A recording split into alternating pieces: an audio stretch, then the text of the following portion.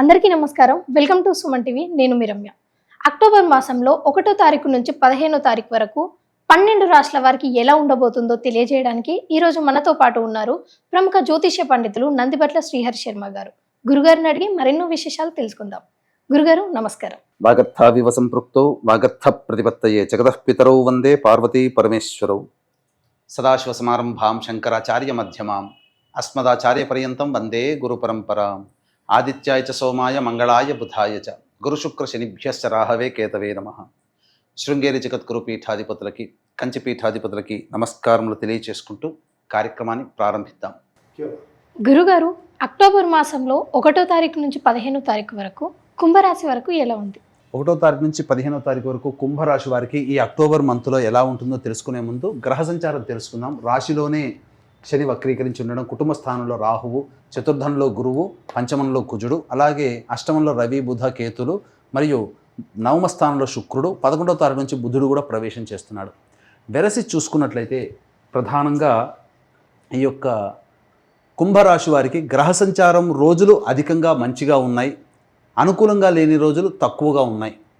అయినప్పటికీ గ్రహణ ప్రభావం చేత మంచి జరిగేటువంటి రోజుల్లో కొద్ది మాత్రమే మంచి జరుగుతుంది, చెడు జరిగేటువంటి రోజుల్లో ఎక్కువగా చెడు జరిగే అవకాశం. ఎందుకనంటే రాశి నుంచి అష్టమ స్థానంలో ఈ యొక్క గ్రహణ ప్రభావం అనేటువంటిది ఏర్పడబోతుంది. తద్వారా కొన్ని ఇబ్బందికర పరిస్థితులు అనేటువంటివి కలగబోతాయి. ముఖ్యంగా ఈ గ్రహణ ప్రభావం వలన అనారోగ్య లక్షణాలు ఎక్కువగా ఉంటాయి ఈ యొక్క కుంభరాశిలో జన్మించినటువంటి వారికి. మూలిగే నక్క మీద తాటికాయ పడ్డట్టు అలాగే జన్మశని ఉండడము, దీనికి తగ్గట్టుగా అష్టమ స్థానంలో ఈ యొక్క గ్రహణం ఏర్పడడం. కాబట్టి ఆరోగ్యం పట్ల శ్రద్ధ వహించాల్సినటువంటి పరిస్థితి. ముఖ్యంగా మీరు డబ్బుల విషయంలో ఎవరికైనా కానీ మొహమాటానికి పోయారా, మీ యొక్క డబ్బుల్ని మీరు సంపాదించుకున్నంతా కూడాను కోల్పోవలసినటువంటి పరిస్థితి వస్తుంది. కాబట్టి జాగ్రత్తలు పాటించండి. ముఖ్యంగా ఇతరులని ప్రతి విషయంలో కూడా సందేహము పడి మీరు నివృత్తి చేసుకున్న తర్వాతనే ప్రతి విషయంలో ముందడుగు వేసే ప్రయత్నాన్ని కనుక అలవాటు చేసుకుంటే చాలా మటుకు సమస్యల నుంచి మీరు బయటపడవచ్చని చెప్పవచ్చు.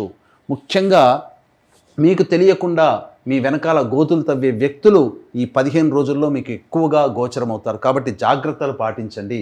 అయితే ప్రధానంగా చూసుకున్నట్లయితే ఈ యొక్క కుంభరాశి వారిలో జన్మించినటువంటి విద్యార్థులకి చక్కటి విద్యా అవకాశాలు, కళాశాలలో మంచి జరుగుతుంది, మంచి కోరుకున్నటువంటి కళాశాలలో మీకు లభిస్తుంది.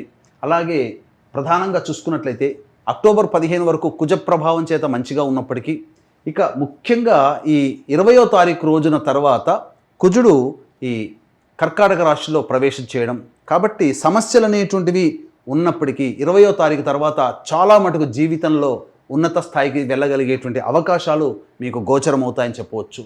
ఇక ముఖ్యంగా గమనించుకున్నట్లయితే రియల్ ఎస్టేట్ రంగంలో ఉన్నటువంటి వారికి సమయం ఇంకా ఉంది, ఓపిక పట్టండి. 20వ తారీఖు తర్వాత నూతన ప్రాజెక్టులు మీకు చేపట్టబోతారు, వ్యాపార విస్తరణ మీరు చేసుకోగలుగుతారు.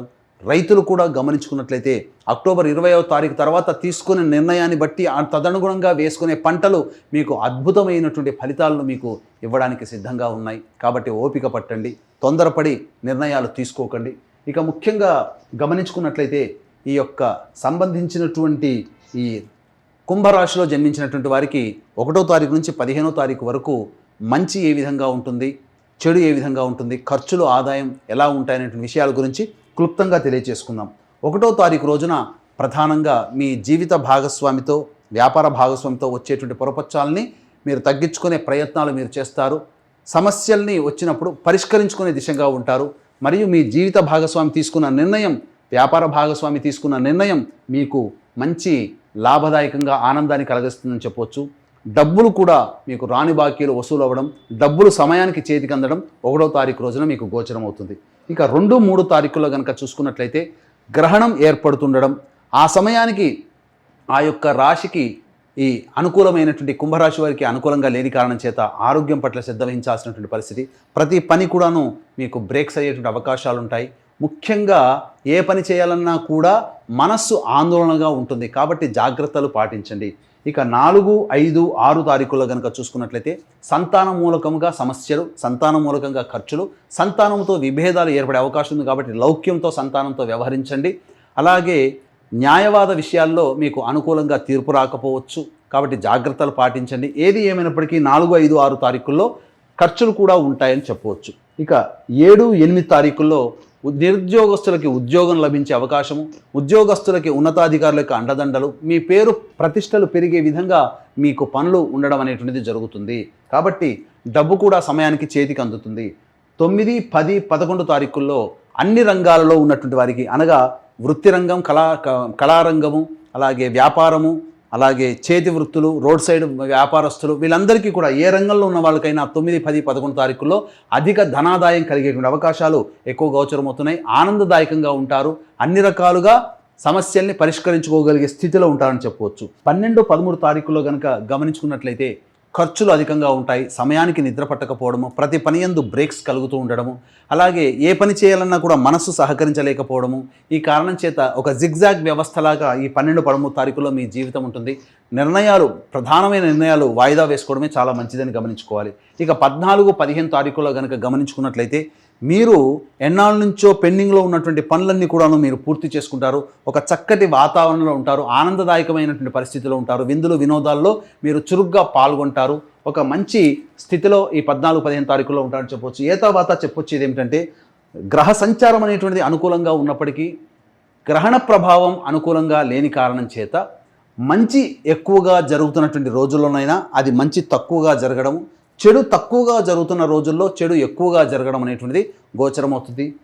2, 3 తారీఖుల్లో, 12, 13 తారీఖుల్లో మీకు అనవసరమైనటువంటి ఖర్చులు అధికంగా అయ్యేటువంటి అవకాశం ఉంటుంది. కాబట్టి ఈ రోజుల్లో మీరు అప్పటికే ప్లానింగ్ ప్రకారం పెట్టుకున్నటువంటి ఖర్చులు ఉన్నట్లయితే వాయిదా వేసుకోండి, లేదా ఖర్చుల శాతాన్ని తగ్గించుకోండి. ఎందుకంటే ఈ 2, 3, 12, 13 తారీఖుల్లో ఆకస్మికమైన ఖర్చులు ఉంటాయి. కాబట్టి మీరు పెట్టుకున్న ప్లానింగ్ ప్రకారం పెట్టుకున్న ఖర్చులు, ఆకస్మికంగా అయ్యేటువంటి ఖర్చులు తోడే ఇబ్బడి ముబ్బడిగా మీ యొక్క సమస్యలు ఎక్కువగా అవుతాయని చెప్పొచ్చు. కాబట్టి జాగ్రత్తలు పాటించండి. ఎంతటి వ్యక్తికైనప్పటికీ కూడా దైవానుగ్రహం ఉండాలి. దైవానుగ్రహం లేకపోతే ఏ వ్యక్తి సంపూర్ణంగా విజయాన్ని పొందలేడు. కాబట్టి గ్రహణం అనేటువంటిది కుంభరాశి వారికి కూడా అధికంగా గోచరమవుతుంది. ఈ యొక్క గ్రహణ ప్రభావం మేష, వృషభ, మిథున, సింహ, కన్య, తుల, ధనుస్సు, కుంభ, మీన రాశుల్లో జన్మించిన వారికి ఎక్కువగా ఉంటుంది. కాబట్టి అక్టోబర్ 3వ తారీఖు రోజున దసరా నవరాత్రుల సందర్భంగా ఈ యొక్క గ్రహణ దోష నివారణ హోమాలు మధ్యాహ్నం 3 గంటలకి 3వ తారీఖు రోజున చేయించడం జరుగుతుంది. 12 గంటల లోపల మీ గోత్రనామాలు నమోదు చేసుకోవచ్చు. కేవలం పర్ హెడ్ 1500 రూపాయలు తీసుకోవడం జరుగుతుంది. అలాగే అక్టోబర్ 2వ తారీఖు రోజున పితృపక్షాలు, మహాలయ అమావాస్య, పెత్తరామావాస్య, తండ్రి వైపు 3 తరాలు, తల్లి వైపు 3 తరాల్లో మరణించిన వారి యొక్క ఆత్మతృప్తి కోసం ఈ యొక్క పిండ ప్రదాన కార్యక్రమాలు, తర్పణాది కార్యక్రమాలు చేయించడం జరుగుతుంది. కాబట్టి ఈ పిండ ప్రదానాలకు సంబంధించిన రుసుము కోసం కార్యక్రమ తదనంతరం కాంటాక్ట్ చేసి పూర్తి వివరాలు తెలుసుకోవచ్చు. గురుగారు, ఈ రాశి వారికి మెరుగైన ఫలితాల కోసం ఎలాంటి పరిహారాలు చేసుకోవాలి? ఈ రాశి వారు మెరుగైనటువంటి ఫలితాలు పొందడం కోసం వీలు కుదిరినప్పుడల్లా ప్రతిరోజు సంధ్యా సమయంలో శివాలయ సందర్శనం చేసుకోండి. అలాగే ప్రతిరోజు కాలభైరవాష్టకము, దత్త అష్టకం రోజుకి 3 సార్లు పఠించండి. తప్పకుండా మీకున్నటువంటి సమస్యల నుంచి మీరు బయటపడతారని చెప్పవచ్చు. అలాగే ఈ చెప్పబడినటువంటి ఫలితాలన్నీ కూడా మీకు గోచారరీత్యా మీ రాశికి వచ్చేటువంటి ఫలితాలు.